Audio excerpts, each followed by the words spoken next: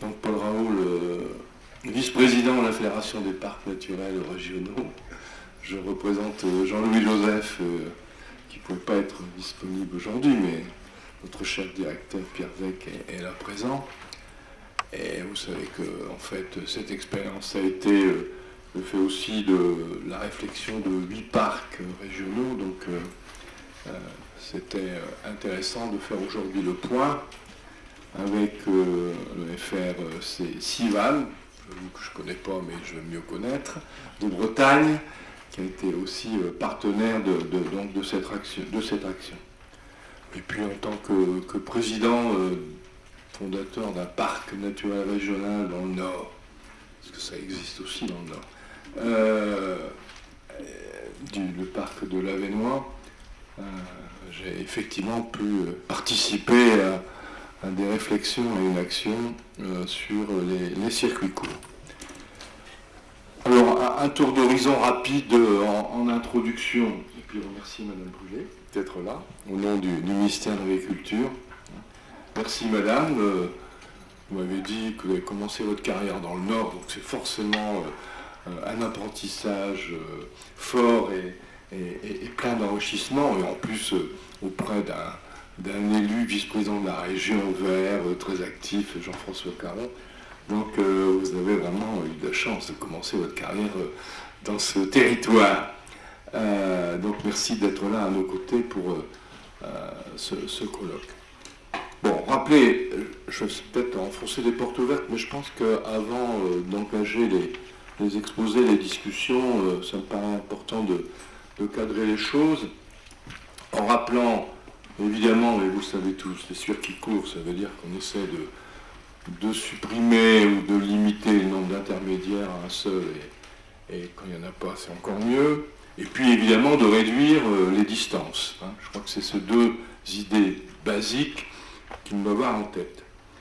Ceci dit, on voit bien que cette problématique, je le ressens bien dans mon parc, elle devient de plus en plus prégnante, de plus en plus forte. On a un mouvement sociétal qui, j'allais dire, submerge parfois les débats sur l'agriculture. Les raisons, elles sont évidemment multiples. En tous les cas, pour le territoire qui me concerne, c'est clair que la fin de l'exode rural depuis une quinzaine d'années et le mouvement inverse de population venue s'installer dans le monde rural a bouleversé la sociologie de nos campagnes. Et ça, c'est un élément, je pense, extrêmement important qui vient s'inscrire dans ce mouvement des circuits courts. Deuxième élément, c'est peut-être aussi un rapport à la nature différent. Alors, la définition de la nature, on peut en donner énormément. Donc c'est toujours un peu imprécis, confus, mais il me semble quand même que le rapport à la nature change dans la mesure où on a tellement martyrisé depuis des décennies que d'un seul coup on a une révélation, et parfois un peu naïve, mais et un peu rousseauiste, mais il n'empêche qu'il y a bien une perception de la nature différente. Troisième élément, peut-être une réaction aussi face à la banalisation des produits, c'est-à-dire ce qu'on appelle rejet de la malbouffe, d'autant plus que l'immense majorité des Français se retrouvent le midi dans la restauration collective, faut le savoir quand même au-delà de nos réflexions, et que par contre-coup, peut-être, on veut se libérer de ce qu'on mange le midi dans les cantines des entreprises ou autres, ou des institutions publiques d'ailleurs. Exemple au ministère de l'Environnement. Donc il y a effectivement la volonté de redécouvrir les saveurs, et on voit bien sur les actions liées à l'éducation au goût, on a aussi une demande sociale forte. Et puis évidemment le souci de l'environnement à travers la réduction de l'empreinte carbone, et donc faire en sorte que les produits agricoles voyagent mieux. Alors ceci dit, au-delà de ça, je crois quand même que notre sujet il est extrêmement important dans la mesure où il y a un enjeu économique fort.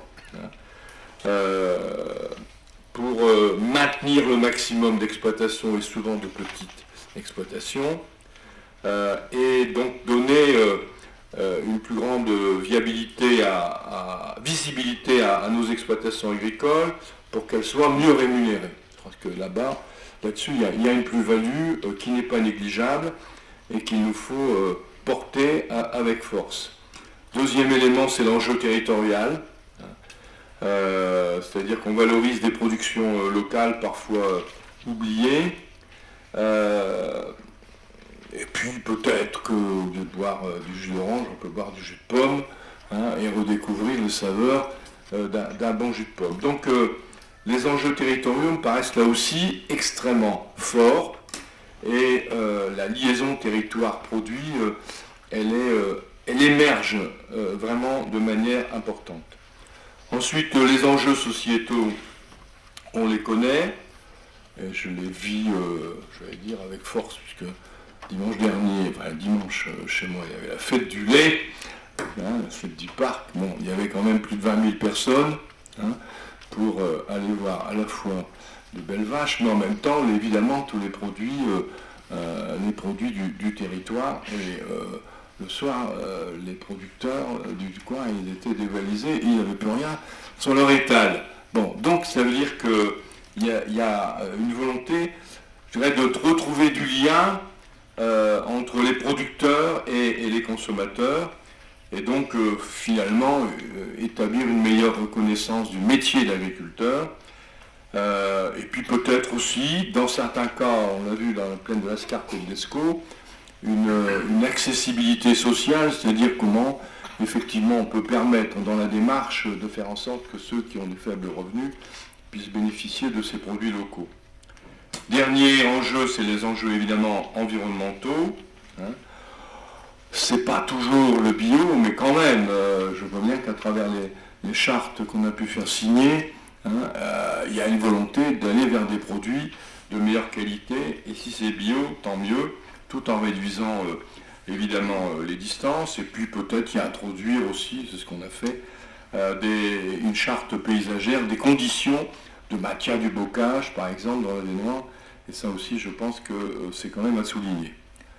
Alors après, on voit bien que les réflexions, c'est sur l'organisation et les méthodes, qui sont extrêmement variées par rapport aux producteurs. Il faut prendre la réalité, de la richesse, de la diversité des agriculteurs, leur culture, leur façon d'être, leur façon de percevoir le territoire et les liens avec d'autres. Sur les modes de commercialisation, on voit bien que là aussi, il y a une très très grande variété. La journée de nous permettre de faire émerger les temps forts sur que ce soit la vente les points de vente collectifs, les marchés en tournée, la vente en panier, les salons, les foires, etc. Et puis ensuite sur les thématiques, on voit bien que les thématiques sont aussi là très très variées.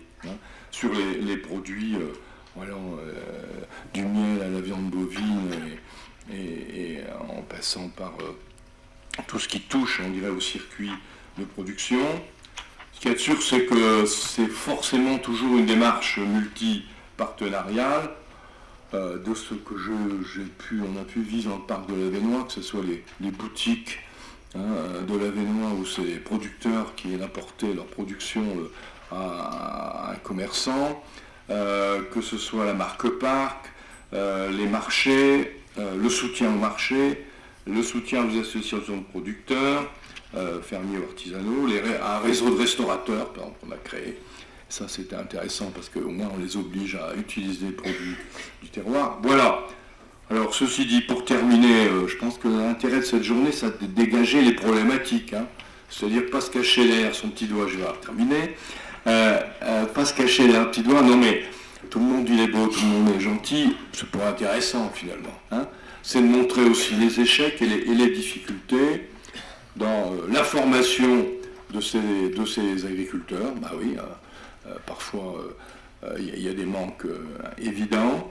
Dans la problématique de l'aide à l'installation, ça je suis en train de le dire dans mon propre territoire où un agriculteur est en phase de transition vers le bio, on fait comment par rapport à une restauration chez moi qui est une restauration dans les écoles, qui est le tout bio sauf la viande. Hein. Bon, on peut quand même aider celui qui est dans la phase de transition, parce que c'est pas évident, il n'est pas encore bio, et donc il faut les aider.